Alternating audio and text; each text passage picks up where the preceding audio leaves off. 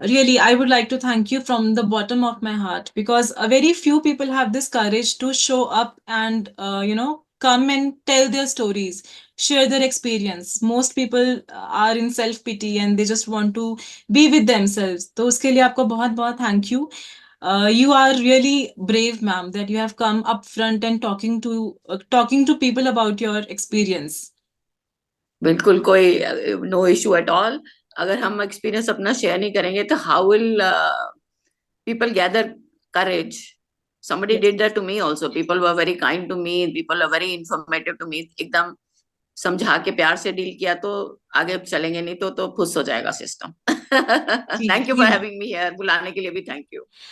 Ma'am, कैसे पता लगा आपको? हाउ कुड यू नो कि मुझे कैंसर है? कैसे डायग्नोज हुआ? आपको क्या सिम्टम्स थे? आपको थोड़ा मतलब कैसे आशंका हुई कि something is wrong with my body? To be very honest, पता तो साल डेढ़ से पता सा था, कुछ तो लिम्प बर्न हो रहा है ब्रेस्ट में, कुछ हैवीनेस आ रही थी। फील करने में पता चल रहा था कि जैसे पहले वो छोटा पिन जैसे मच्छर काटता वैसे वाला बल्ज दिखता था, फिर थोड़े दिन में वो बड़ा हो गया। आई कुड फील इट, हाथ से जब आप छुइए ब्रेस्ट को तो पता चलता है। तो वो बड़ा होए जा रहा था और ये साल डेढ़ साल तक कर होता रहा। वो फिजिकली दिखने लगा था। लेकिन और मैं यूएस में थी अपने बेटे के पास, मैं मेरा बेटा यूएस रहता है तो मैं उसके पास थी, तो आई रियलाइज कि मुझे चलने में दिक्कत हो रही थी। मुझे बहुत पैंटिंग हो रही थी, बहुत सांस चढ़ रही थी चलने में, और मैं बहुत जल्दी थक रही थी, और मैं बहुत अनईजी हो रही थी अंदर से। तो तो ये हुआ कि मैं वापस आके आके इमिजिएटली वापस आई, और जब मैंने अपना टेस्ट करा तो मैंने पता तो चल रहा था मुझे, बट आदमी सेल्फ डिनायल मोड में रहता है हमेशा कि मुझे नहीं हो सकता। तो गई मैं जब डॉक्टर के पास तो पता चला I had bad cancer. Okay ma'am, जब भी आपको पता लगता है कि समथिंग इज रॉन्ग, या आप किसी बीमारी के शिकार हो गए हो, anything, any struggle, when you come across, तो हम्म। एक्सेप्टेंस एक बहुत बड़ा बैटल रहता है, और ये बैटल इंटरनल है, इनर बैटल है, आपका अपने साथ रहता है। शायद सब कुछ बिल्कुल। आगे जा रहा है, टाइम चल रहा है अपने साथ, और आप भी शायद हम्म, टाइम के साथ चल रहे हो, लेकिन आप स्टक हो एक मोमेंट पे, because you are not able to accept things. और उसकी वजह बिल्कुल। से कहीं ना कहीं आप सामना करने के लिए प्रिपेयर नहीं हो पाते। वट आई फील, बिल्कुल। क्योंकि व्हेन यू एक्सेप्ट थिंग्स, तो चीजें तो मुश्किल होती हैं, ऐसा नहीं है कि चीजें मुश्किल नहीं होती, but you are prepared somewhere कि अच्छा, now I can deal with this with power, and hmm, you gather the strength to fight it. तो I want to know, how was your experience with acceptance? Acceptance is very tough, is very very tough. एकदम ये कहना कि acceptance बहुत आसान होती है, ऐसा नहीं होता। पहली चीज तो आदमी कोई भी ह्यूमन बीइंग ये नहीं समझता कि मैं इमॉर्टल हूँ। हम सारे ये सोचते हैं हम इमॉर्टल हैं, सबको बाकी लोगों को डेथ आ रही है, बाकी आसपास बड़े सारे लोग को कैंसर हो रहा है, मेरे आसपास बहुत लोग बीमार थे, सबको हो रहा है पर मेरे को नहीं होगा, I am the special being. ये एक जनरल ह्यूमन टेंडेंसी है कि अपने को हम हमारे पे अपने आप को विजुअल नहीं कर सकते कि हमको भी कोई तकलीफ होगी या हम जी भी कभी मरेंगे, ऐसा नहीं होता। जी तो जब पता चलता है, जब एकदम झटका लगता है कि ओके अब डायग्नोस हो गया, आपकी बायोप्सी पॉजिटिव आई, आपकी एमआरआई ब्रेस्ट पॉजिटिव आई, और सामने दिख रहा है, डॉक्टर ने मोटा मोटा बोल्ड शब्दों में बोल दिया यू हैव स्टेज 3 कैंसर, फिर आप क्या करेंगे? आपको है। अब दो ऑप्शन होते हैं हर आदमी के पास, या तो गिव अप कर दीजिए, सेल्फ पिटी में गुम जाइए और रोते रहिए, या फिर खड़े होके बोलिए ओके मेरे पास एक प्रॉब्लम है, उसकी क्या सॉल्यूशन हो सकती है। उस जी मोमेंट को एक्सेप्टेंस बोलते हैं। लेकिन वो बहुत इजी नहीं होती, let me tell you that, ji. Tough होती है। तो मैम, आपने आपके लिए वो कैसा था? Means, did you process it immediately और यू टुक टाइम?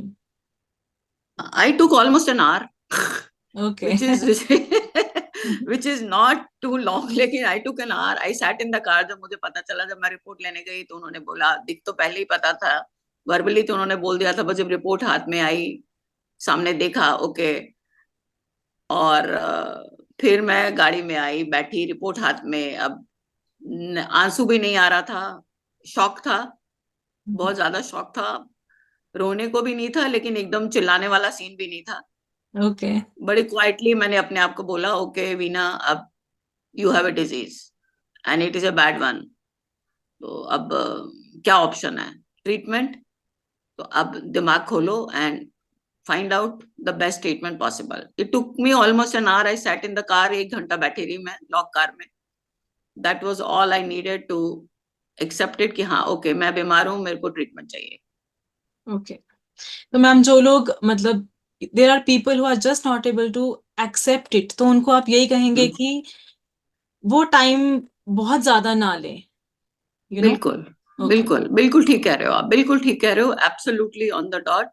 बहुत ज्यादा सोचना कि मैं ऑलरेडी वेस्ट कर चुकी थी 1 साल से, तो मुझे पता ही था कि मैं डिनायल मोड में रह रही थी. अब जब आपके सामने वर्डिक लिखा आ गया तो आपको सुसाइड तो करना नहीं है कि नहीं मैं तो जा रही है, ऐसे भी नहीं है. जी. तो वाइजली अपना इंटेलिजेंस यूज करके, अपना पूरा साइके कलेक्ट करके, अपने आप को पूरी शक्ति से भगवान का नाम लेके खड़े होइए वापस और जी. सोचिए आप क्या करना. जी. बिल्कुल. जी.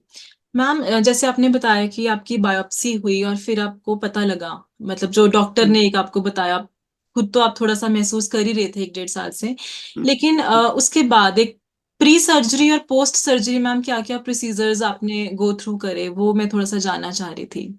श्योर. प्री सर्जरी मतलब पहले तो सबसे पहला चीज होता है जब आपको कोई कोई डायग्नोस होता है तो आप उसके बेस्ट डॉक्टर्स ढूंढते हैं और बेस्ट डॉक्टर्स ढूंढते हैं, बेस्ट ट्रीटमेंट लाइन करते हैं. थोड़ा सा नॉलेज होना चाहिए, थोड़ा सा इंटेलिजेंट लोगों से बात करनी चाहिए. इसमें मैं क्वैक्स और ये जो छोटे छोटे हर आदमी उठ के बोल देता है मैं कैंसर का ट्रीटमेंट जानता हूँ, मैं ये करता हूँ, ये सब नहीं सुनना चाहिए. और व्हाट्सअप तो बिल्कुल ही नहीं सुनना चाहिए, व्हाट्सअप के मैसेज तो बिल्कुल नहीं देखने चाहिए. अगर आप जैसे मेरी बहुत स्ट्रांग साइंस बैकग्राउंड है तो मैं बायोलॉजी की प्रॉब्लम्स को बहुत अच्छे से समझ सकती हूँ. जी. तो गूगल पे बैठ के एक एक चीज क्यों हुआ, कैसे हुआ, क्या क्या प्रॉब्लम है, कैसे इसको डील करा जा सकता है, पूरा 100% नहीं तो 20-30% समझ आ जाता है. फिर जी. आप उन लोगों से बात करिए जो इंटेलिजेंट हैं, जिनको एक्सपीरियंस बीत चुका, जिनको निकल चुके इससे, उनसे बेस्ट डॉक्टर्स ढूंढिए. बेस्ट डॉक्टर से फटाफट से अपॉइंटमेंट लीजिए, जो भी आजकल मुश्किल होता है, अपॉइंटमेंट लीजिए. और फिर अपनी रिसोर्सेज को कलेक्ट करके देखिए ओके कौन सा डॉक्टर आपको सूट कर रहा है. जिसमें बहुत चीजें होनी चाहिए, इसमें ये भी होना चाहिए कि आपके पास होना चाहिए. मेरे को अपनी पर्सनल ओपिनियन बता रहे हो सकता है मैं गलत हूँ. पास होना चाहिए, आपको इजीली एक्सेसिबल होना चाहिए, आपको दुख तकलीफ में आपको सुन ले, आपको थोड़ा टाइम दे दे. एकदम ऐसे नहीं कि जाइए जाइए हो गया, थोड़ा समय दे, थोड़ा सुने. I think half the disease खत्म हो जाती है अगर आपको डॉक्टर कंपैशनेट हो. आधी बीमारी आपकी खत्म हो जाती है आपसे कोई प्यार से बात करे और आपको सुने कि आपको क्या तकलीफ है. जी. वो करिए, उसके बाद डॉक्टर को फॉलो करिए. और जी. फिर उसकी ट्रीटमेंट में इफ एंड बट नहीं लगाइए. फिर हर रोज कोई किसी ने कुछ व्हाट्सअप दे दिया तो दूसरे डॉक्टर के पास चल पड़े, मैं थर्ड ओपिनियन लूंगा, मैं 20th ओपिनियन लूंगा, वो नहीं करना चाहिए. मैंने वो कभी नहीं किया. जी. मैंने जब पता चला I just consulted 2 doctors who are the best in Delhi, met both of them, made up my mind. एक के लिए माइंड मेकअप किया अपोलो में दिल्ली में, एंड दैट्स. ओके. तो ये तो हुई प्री सर्जरी. फिर आप अपनी सारे टेस्ट करने होते हैं. जब आप जी. सर्जरी से पहले एडमिट होते हैं तो आपके सारे ब्लड टेस्ट, आपके सारे स्कैन्स, सब कुछ होता है. आपकी बॉडी किस पोजीशन पे है उसको चेकिंग की जाती है, इंक्लूडिंग पेट स्कैन, जिससे एग्जैक्टली कैंसर की लोकेशन सब पता चलती है. जी. सारे डेंसिटी टेस्ट होते हैं, सब ब्लड टेस्ट होते हैं, और फिर होती है सर्जरी, जो भी डॉक्टर की ऑप्शन हो फिर होती है. जी. और मैम आपने बताया था जब मेरी आपसे बात हुई थी कि सर्जरी के हम्म, बाद भी आपने जैसे रेडिएशन आपने अंडरगो किया, तो उसके बारे में बिल्कुल. प्लीज थोड़ा सा बताएं. तो क्या होता है कि मेरा ब्रेस्ट, लेफ्ट ब्रेस्ट में ट्यूमर था. तो जी. ट्यूमर बड़ा था, उसको स्टेज 3 बोलेंगे, वो बड़ा ट्यूमर था. कैंसर की स्टेजिंग उसके साइज के और बहुत सारे पैरामीटर्स के हिसाब से होती है. तो आप दो डॉक्टर्स के पास ऑप्शन होती है. एक मैस्टेक्टोमी होती है जिसमें पूरी ब्रेस्ट निकाल दी जाती है, एक लंपेक्टोमी होती है जिसमें एक लंप निकाला जाता है, सिर्फ उस टुकड़े को निकाला जाता है जो इन्फेक्टेड है, जो खराब है. मेरे केस में क्योंकि बहुत बड़ा था, फैला हुआ लग रहा था, तो मेरे केस में मैस्टेक्टोमी रेडिकल हुई, जो पूरी ब्रेस्ट और पूरी आर्मपिट को भी निकाल दिया गया. पूरी लिम्फ नोड, आर्मपिट में लिम्फ होती है, लिम्फ डक्ट्स जो ब्रेस्ट से निकलती हैं, वो भी निकाल दी गई पूरी. तो उससे ये तो मेरी रेडिकल सर्जरी हुई. उसके बाद कीमो दी जाती है, नॉर्मली कीमोथेरेपी दी जाती है कैंसर सेल्स को मारने के लिए. मुझे वो नहीं दी गई, मैंने वो मना किया था, वो नहीं दी गई. उसके बदले में मेरे को हुई रेडिएशन. तो रेडिएशन बहुत बड़ा मतलब पूरी वेस्ट से लेके नेक तक, क्योंकि लिम्फ नोड सारी इन्वॉल्व थे और लिम्फ नोड नेक तक आती हैं, सारी थे, तो सब बहुत बहुत ज्यादा साइकिल्स रेडिएशन के दिए गए। उसमें तकलीफ होती है। सर्जरी के बाद भी रिकवरी में तकलीफ होती है। सर्जरी में काफी पेनफुल सर्जरी होती है जिसके बहुत सारे साइड इफेक्ट्स भी होते हैं। जी रेडिएशन होती है। ये नॉर्मल प्रोसीजर होता है, सर्जरी, कीमो, रेडिएशन, ये फॉलो अप होता है। This is the normal procedure. Ma'am, मतलब ये पूरा प्रोसेस मैं समझ सकती हूँ। मैं फील नहीं कर सकती शायद, क्योंकि मैंने एक्सपीरियंस नहीं किया, लेकिन आपकी बातों से मुझे लग रहा है कि कितना पेनफुल रहा होगा। तो उस टाइम पे रोज आपको हॉस्पिटल जाना, और रोज you are saying that you have to, like you had to repeat दो साइकिल्स एवरी डे, तो वो बिल्कुल टाइम पे बिल्कुल। कैसे आपने अपने आप को, यू पुश्ड योरसेल्फ बहुत, फॉरवर्ड? यस, सबको सबको मोनिका पुश फॉरवर्ड करना पड़ता है। क्योंकि आप जब जब आप यू फाइटिंग समथिंग, आप कोई डिजीज को फाइट कर रहे हैं, तो आपको फॉरवर्ड पुश करना ही पड़ता है, बैकवर्ड नहीं जा सकते। आपने एक स्टेप ले लिया, आपको सर्जरी आपने करा ली। अब सर्जरी के प्रोटोकॉल सारे आपको, आपकी मेरे बॉडी में 4-5 ड्रेन्स लगी हुई थी, दो आगे दो पीछे। उनको उनको क्लीन करना, उनकी उनके से इन्फेक्शन ना हो, फीवर ना हो, फीवर भी हो गया वो नहीं होना चाहिए। इन्फेक्शन हो गई जिसकी सेकेंड सर्जरी हुई फिर से। उसके बाद जब जो वूंड, वो वूंड जो होते हैं ना, वो हील होने में बहुत टाइम लेते हैं, और जब तक वो वूंड थोड़ा सा हील होके आपकी हाथ उस कंडीशन में ना उठ सके कि वो रेडिएशन टेबल को पकड़ सके, तब तक रेडिएशन नहीं हो सकती। ओके उसको चलाना सबसे पेनफुल एक्सपीरियंस था मेरे लिए कैंसर ड्यूरेशन का। ओके। हाथ नहीं हिलता, हाथ बिल्कुल नहीं हिलता, लेफ्ट हैंड पेन से एकदम कराहता था। एक मतलब 2 इंच भी हाथ उठाने के लिए नहीं उठता था, सारे हाथ के जॉइंट फ्रीज हो गए थे पेन से। जी वो एक पेनफुल पार्ट था, लेकिन उसके लिए पुश करना पड़ता था। उसके लिए मुझे थेरेपी भी लेनी पड़ी, मुझे फिजियोथेरेपी लेनी पड़ी 10-15 दिन, उसको हाथ की मोशन में लाने के लिए। जी ये था, that was a painful part. जी। मैम, जैसे ये आपका सारा जो प्रोसेस था, सर्जरी और पोस्ट सर्जरी और रेडिएशन भी हो गए, उसके बाद मैम कितना टाइम लगा आपकी हेल्थ बैक टू नॉर्मल होने में? To be very honest, back to normal तो अभी भी नहीं हो। जी it's been 8 years, is back to normal नहीं हो। इसके कुछ साइड इफेक्ट्स हैं जो लिंगर ऑन करते हैं। जी ये मैं एक मेडिसिन पे भी हूँ, मुझे 1 mg एरिमेडेक्स हर रोज लेनी पड़ती है, वो भी लेती हूँ। जी उसके भी साइड इफेक्ट्स हैं कि मेरा इम्यूनिटी लेवल बहुत लो हो गई है। रेडिएशन ने मेरी डब्ल्यूबीसी काउंट, डब्ल्यूबीसी माने white blood cells, immune system होता है बॉडी का, वो जी। बिल्कुल लो लेवल पे ला दिया है। वो एकदम बेयर मिनिमम पे है। विद द रिजल्ट मुझे इन्फेक्शन बहुत जल्दी जल्दी होती हैं। मुझे 4 बार कोविड हो चुका, क्योंकि ओके। मेरा इम्यून सिस्टम बहुत खराब है। हाँ जी, मेरे ओके। को हर छोटी सी खांसी जुकाम भी मेरा 1 महीना चलता है। जी मेरा स्टमक अपसेट बहुत जल्दी होता है।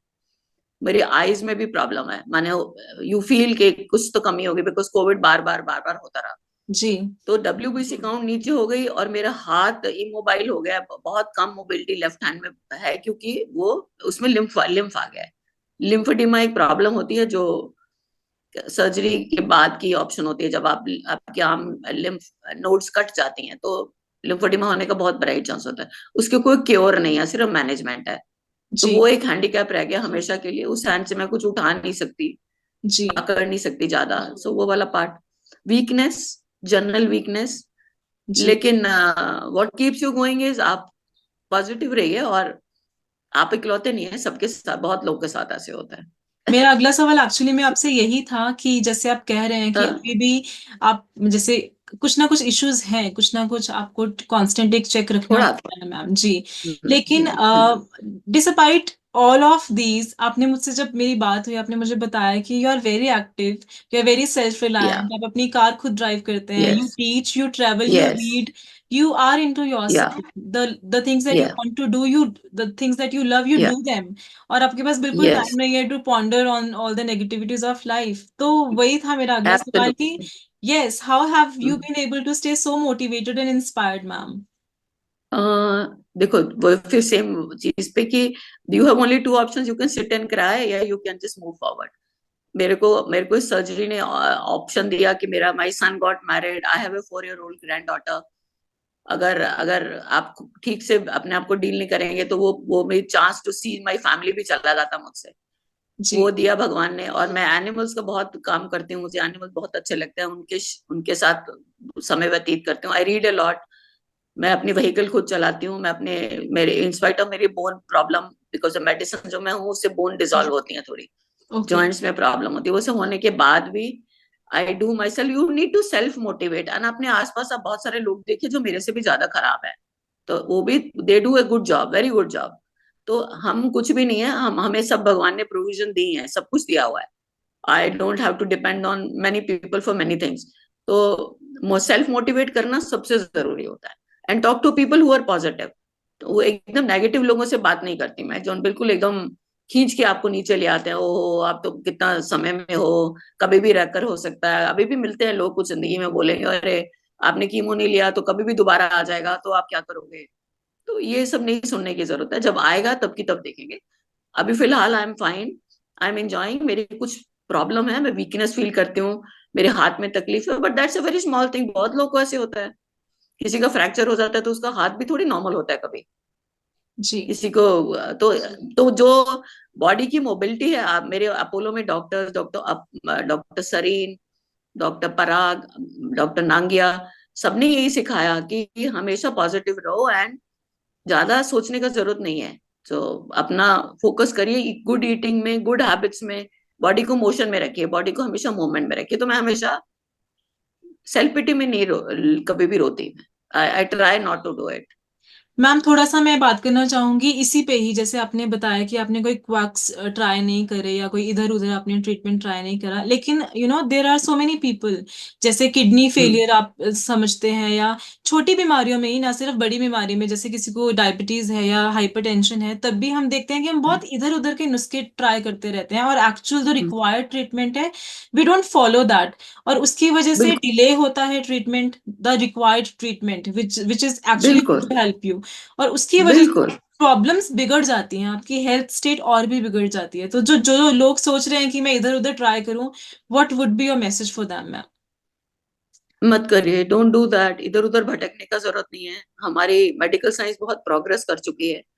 और फेथ रखिए डॉक्टर्स पे। आपको क्वैक्स और छोटे छोटे जो लोग जो बिना किसी साइंटिफिक बैकअप डाटा के आपको आपको गुमराह करें कि जी। ये ठीक हो जाएगा, वो ठीक हो जाएगा। मैं बहुत सारे लोगों को पर्सनली जानती हूँ जिनकी बीमारी बिगड़ी सिर्फ इसलिए कि वो कुछ ऑल्टरनेट ऐसी मेडिसिन में घुस चले गए, ऐसे थेरेपीज या ऐसे लोगों के पास फंस गए जहां से वो निकल नहीं सके।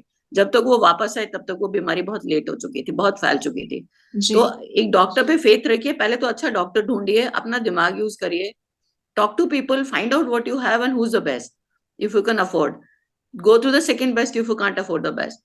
But okay. कॉम्प्रोमाइज मत करिए क्वालिटी ऑफ डॉक्टर्स पे, क्वालिटी ऑफ हॉस्पिटल में मत करिए। सो उसमें सारा प्रॉब्लम होता है एकदम। मेडिसिन बीमारी इतनी बढ़ जाती है कि फिर आप हैंडल से रिवर्स नहीं बाहर कर चले सकते। जी। जाते हैं। बिल्कुल बहुत नुकसान हो जाता है। तो फेथ रखिए, अपनी बॉडी को तैयार करिए कि लड़ने के लिए। फेथ रखिए कि हाँ मुझे ये लेना है। और डरिए नहीं, ज्यादा व्हाट्सएप मैसेज पढ़ने से गड़बड़ होती है। ये हो जाएगा, वो हो जाएगा, कुछ नहीं होता। सब एवरीथिंग इज, जो बॉडी में एक एक सर्जरी हुई उसका असर रहेगा, लेकिन ऐसा भी नहीं है कि मैं मर रही हूँ, ऐसा कुछ नहीं है। I do everything. मैं अपनी कुकिंग खुद करती हूँ, मैं अपना ड्राइविंग खुद करती हूँ, मैं बाहर जाती हूँ, हफ्ते में 6 दिन बाहर होती हूँ। मुझे I have no problem at all. Weakness तो anybody can have weakness at my age, I am 68। तो वीकनेस तो बॉडी में वैसे भी होती है सबको, सो नो प्रॉब्लम है। Have trust yourself, most important. जी। मैम इन द एंड मैं आपसे एडवाइस लेना चाहूंगी उन सब के लिए जो कुछ ना कुछ स्ट्रगल को डील कर रहे हैं, नॉट नेसेसरीली कैंसर, लेकिन कैंसर बहुत तरह से है। Over thinking is a cancer, too much या क्राइंग इज अ कैंसर, और एब्सोल्युटली या आपका एक रिलेशनशिप खराब हो गया है, यू क्राई अ लॉट, आपकी फ्रेंडशिप खराब हो गई है, you cry a lot for very बिल्कुल। स्मॉल रीजंस, और sometimes hmm. You lost your dear ones, you cry a lot, या अब साल साल आप या बाहर नहीं आ पाते उस चीज से। So बिल्कुल। what would be a बिल्कुल। piece of advice for all of them who are into a pain or a painful experience, ma'am? अपना सेल्फ कॉन्फिडेंस बढ़ाइए, सबसे जरूरी। कोई बाहर वाली एजेंसी आपको हेल्प नहीं कर सकती जब तक वो आप खुद से खड़े नहीं होंगे। ऑल दिस मोटिवेशन, आप ग्रंथ पढ़ लीजिए, आप स्पिरिचुअल लिटरेचर पढ़ लीजिए, आप स्पिरिचुअल गुरु से बात करिए, आप मोटिवेटर लोगों से बात करिए, उससे कुछ नहीं होगा। आपको अपने आप को अंदर से आपको फोर्स करके खुद खड़े होना पड़ेगा। आपको खुद से self motivation is the best motivation. आपको अपनी पॉजिटिव साइड देखनी पड़ेगी कि ओके, रोने से क्या कर रही हूँ मैं, I am harming my self. मैं अगर अगर खड़े होके अपने क्वेश्चंस को ठीक से आंसर करूंगी तो व्हाट एम आई गेनिंग, अभी मैं क्या लॉस लूज क्या कर रही हूँ। अपना सेल्फ मोटिवेट करिए और इतना डिसहार्टन नहीं हुई। हम अकेले नहीं है दुनिया में जिसको प्रॉब्लम हो रही है। मैं अकेली नहीं हूँ लाइफ में जिसको कैंसर हुआ, या मैं अकेली नहीं हूँ जिसको मैं कोई डिप्रेसिव मोड से नहीं निकली। सबको होता है, हर आदमी किसी ना किसी लाइफ के फेज में। The best people also they have pain, agony, sadness, सबकी लाइफ में होती है। उसको वो एंड नहीं है। और उसके सोचिए, अगर डिविनिटी ने आपको वो दिया तो उसे कुछ सीखिए, learn something from it and move up, learn something. So I have learn to take care of my body. मैंने ये सीखा है कि मुझे अच्छे लोगों, पॉजिटिव लोगों में बैठना चाहिए। मैंने ये सीखा कि मुझे खाना ठीक खाना चाहिए। जब मैं थक जाऊं तो मुझे बॉडी की आवाज सुननी चाहिए, मुझे रेस्ट चाहिए। जी। मैंने ये सीखा। तो हर लाइफ में अप एंड डाउन आपको कुछ ना कुछ सिखाता है। तो हमको ये सोचना चाहिए कि वो जो सैड पीरियड लाइफ का है, वो जो जी। डिप्रेसिव पीरियड से आप निकले, रो रहे या सैड फील कर रहे, what is it trying to teach you, get out of it. तो मुझे तो ओके यही मैम। समझ आता जी। है।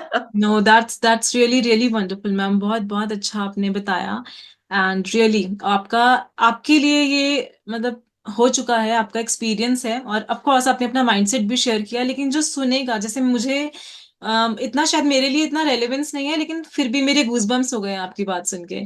तो ओह दैट इज सो, ऐसा so nice of you to say that. लेकिन ये सच है कि आपको शेयर करने से, तो मुझे उन लोगों को, मैं कुछ लोगों को जानती हूँ जो अपनी डिजीज को किसी से शेयर नहीं करते, उनके अपने पर्सनल रीजन होंगे। No no judgement, no good और बैड। लेकिन मेरे को इससे ये लगा क्योंकि lot of people help me. मुझे मुझे बहुत अच्छे लोगों ने समझाया भी, बात भी की। जी। तो शेयर करने से शायद कॉन्फिडेंस बढ़ता है। तो मैं उन सब लोगों के, ladies out there, man out there, जिनको कोई बीमारी है, कोई तकलीफ है, just get up, face it, get up, accept करिए, it's thank okay. You, thank you so much ma'am, thanks. Really very thank you so very much for very having. Wonderful words ma'am. Thank thanks you for so much sharing your Monica, thank powerful you यहाँ words. मुझे, thank you and thank you for having me here. And I hope I make some difference in somebody's life. किसी को कोई for भी sure. 1% भी फायदा हो तो I will be the most happy person.